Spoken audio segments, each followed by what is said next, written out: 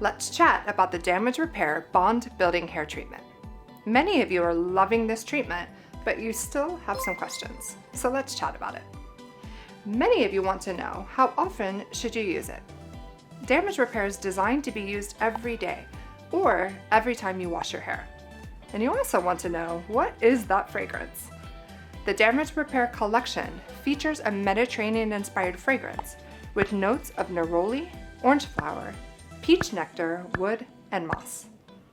One question we receive all the time is, how much are you supposed to use? The Damage Repair Bond Building Hair Treatment is applied to the entire length of the hair, so use the amount of product appropriate for your hand length, texture, and density. It will vary person to person.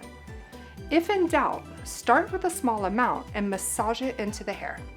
Your hair will immediately feel softer, as if you've applied enough product. Another question I receive often is, why should it be rinsed out? The Damage Repair Bond Building Hair Treatment is formulated to use in shower. For this reason, we recommend rinsing after use.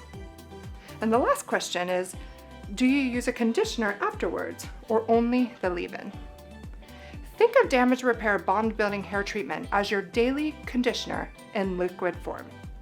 For added strength and repair, along with smoother, frizz-reducing benefits, you can follow with Damage Repair Bond Support Mask.